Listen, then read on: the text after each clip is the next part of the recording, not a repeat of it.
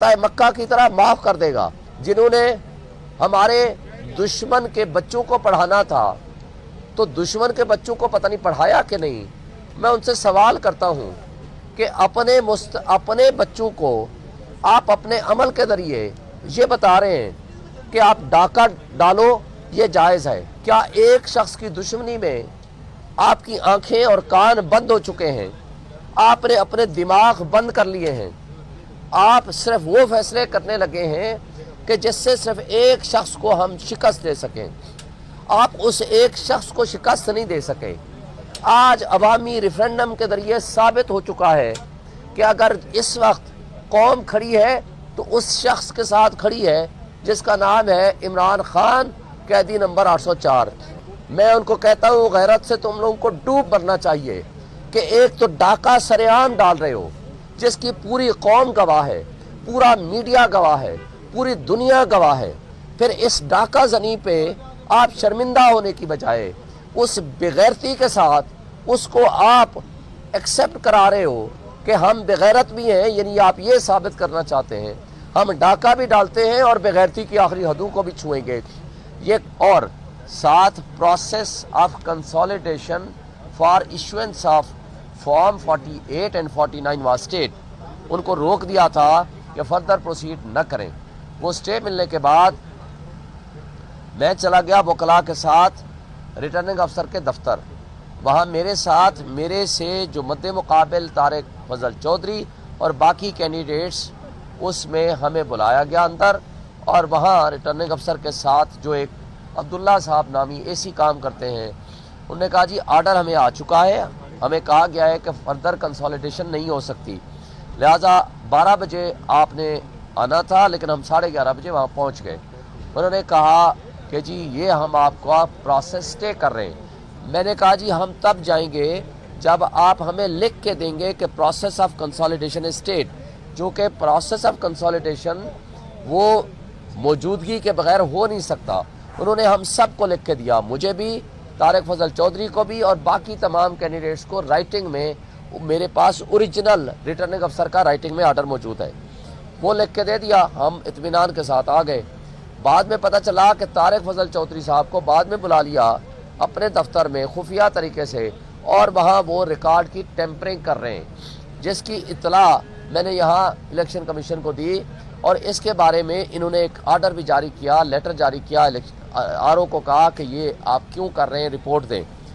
اس کے بعد کل جب ہم واپس ان کو دیکھنے گئے کہ آپ یہ کیوں کر رہے ہیں، تو جناب ہم جب گئے تو ہمیں نہیں ملنے دیا گیا آر او سے، اور اس کے بعد جب ہم واپس آنے لگے، ہم 14-15 وکلاء تھے، تو جناب ہماری گاڑیوں پہ حملہ کر دیا طارق فضل چودھری کے غنڈوں نے، ہماری گاڑیاں توڑیں، اور اس کے بعد ہم نے ایف آئی آر کٹانے کی کوشش کی، لیکن وہ ہومیوپیتھک قسم کی ایف آئی آر کاٹی، کچھ ہمارے لوگوں کے خلاف کچھ ان کے خلاف، جس کی حالانکہ ان کے اٹیک کی ویڈیو ہمارے پاس پوری طرح موجود ہے۔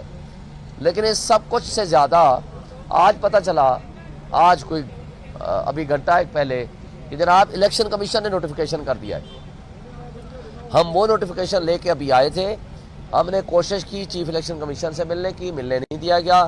ہم نے سیکرٹری صاحب سے ملنے کی کوشش کی، وہ بھی کہتے ہیں نہیں اویلیبل، وہ کہاں بزی ہیں۔ ہم نے ان کے اسٹاف افسر کو یہ تینوں آرڈر دے دیے، الیکشن کمیشن کا اپنا آرڈر، ریٹرننگ افسر کا اپنا آرڈر کہ اسٹے ہو گیا ہے، اور اس کے بعد یہ نوٹیفیکیشن۔ ہم صرف یہ پوچھنا چاہتے ہیں کیا پاکستان میں آئین اور قانون کی کوئی حیثیت ہے؟ اگر ہے تو پھر آپ اپنے آرڈرز کی وائلیشن اگر الیکشن کمیشن کر رہا ہے تو ہم کس کے پاس جائیں؟ نمبر 2، ریٹرننگ افسر جب ایک دفعہ پروسیس آف کنسولیڈیشن کو لکھ کے دیتا ہے کہ اٹ از اسٹاپڈ، یہ نہیں ہوگا، جو کہ قانون یہ کہتا ہے کہ کینڈیڈیٹ کے بغیر وہ پروسیس نہیں ہو سکتا، سیکشن 92 ہے، سیکشن 95 آف الیکشن ایکٹ ہے۔ ہمیں کہہ دیا آپ جائیں، ہم رائٹنگ میں آرڈر لے کے چلے گئے۔ مجھے بتائیں ریٹرننگ افسر صاحب نے پھر کس کے کہنے پہ فردر پروسیڈ کیا، اور اگر کیا تو ہماری عدم موجودگی میں کیسے کر لیا، اور اگر ہم نہیں کیا تو الیکشن کمیشن نے یہ نوٹیفیکیشن کیسے کر دیا؟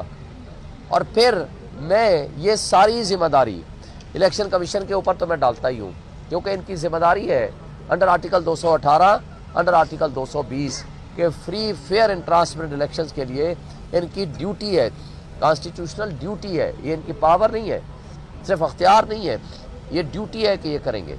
اور اس کے ساتھ ساتھ میں یہ ذمہ داری ریٹرننگ آفیسر جو کہ ایک بیوروکریٹ ہے جس میں گورنمنٹ چلانی ہوتی ہے، کیا یہ سارے فیصلے اسی طرح کرتے ہیں؟ کیا ہمارا ملک ایسے کرپٹ 2 نمبر لوگوں کے ہاتھوں میں یرغمال بنا ہوا ہے، اور جس کی تنخواہیں اور براعات میرے اور آپ کے پیسوں سے ہم ان کو دیتے ہیں، اور وہ اس طرح فیصلے کرتے ہیں عوام کے ووٹوں کے اوپر، عوام کے حقوق کے اوپر، عوام کے کروڑوں عوام کے لوگوں کے حقوق کے اوپر ڈاکہ زنی سرعام کرتے ہیں۔ ایک ہوتا ہے انصاف نہ صرف ہو بلکہ ہوتا ہوا نظر آئے۔ آج ڈاکہ زنی نہ صرف ہو رہی ہے بلکہ ہوتی ہوئی ساری دنیا کے سامنے نظر آ رہی ہے۔ اور سب سے امپورٹنٹ تو آپ واچ ڈاگز ہیں، آپ آج ایک ایک چیز ریکارڈ کر رہے ہیں، ایک ایک چیز آپ کے سامنے ہے، ایک ایک چیز ڈاکومنٹڈ ہے۔ جس شخص نے 1,05,000 ووٹ لیا اور اس کے مد مقابل نے 51,000 ووٹ لیا، یعنی خالی فرق 53,000 کا ہے، یہ کہتے ہیں وہ اس کو ہم جتا دیتے ہیں اور آپ کو ہرا دیتے ہیں۔ صرف میرا نہیں، اسی طرح عامر مغل کا، اسی طرح علی بخاری کا، اور اسی طرح پاکستان کے تمام حلقوں کا، جنہوں نے ہمارے دشمن کے بچوں کو پڑھانا تھا تو دشمن کے بچوں کو پتہ نہیں پڑھایا کہ نہیں۔ میں ان سے سوال کرتا ہوں کہ اپنے بچوں کو آپ اپنے عمل کے ذریعے یہ بتا رہے ہیں کہ آپ ڈاکہ ڈالو یہ جائز ہے، آپ چوری کرو یہ جائز ہے، آپ ڈاکہ اور چوری کے جو بینیفیشریز ہیں ان کو سر کی آنکھوں کا تاج بناؤ یہ جائز ہے، اور جو آنیسٹ لیڈرشپ ہے ان کو جیلوں میں ڈالو وہ جائز ہے۔ لوگوں کے حقوق جس کو لوگ کہیں کہ ہم اس کو ریجیکٹ کرتے ہیں، آپ کہیں وہی شخص تمہارا ہم بادشاہ بنائیں گے، نمائندہ بنائیں گے، تمہارا منتخب نمائندہ کہلایا جائے گا، جس کو آج صرف آپ کا نیشنل لیول کا میڈیا، سوشل ڈیجیٹل میڈیا، بلکہ اس سے بڑھ کر انٹرنیشنل میڈیا پوری دنیا میں آپ کا تماشا اڑا رہا ہے، آپ کا بدنما داغ ساری دنیا کو دکھا رہا ہے۔ تو میں آپ سے سوال کرتا ہوں کہ آپ ملک کے ساتھ مخلص اگر ہیں تو یہ سب کچھ جو کچھ ہو رہا ہے اس کا نقصان کس کو ہے؟ کیا ایک شخص کی دشمنی میں آپ کی آنکھیں اور کان بند ہو چکے ہیں؟ آپ نے اپنے دماغ بند کر لیے ہیں، آپ صرف وہ فیصلے کرنے لگے ہیں کہ جس سے صرف ایک شخص کو ہم شکست دے سکیں۔ آپ اس ایک شخص کو شکست نہیں دے سکے۔ آج عوامی ریفرینڈم کے ذریعے ثابت ہو چکا ہے کہ اگر اس وقت قوم کھڑی ہے تو اس شخص کے ساتھ کھڑی ہے جس کا نام ہے عمران خان، قیدی نمبر 804۔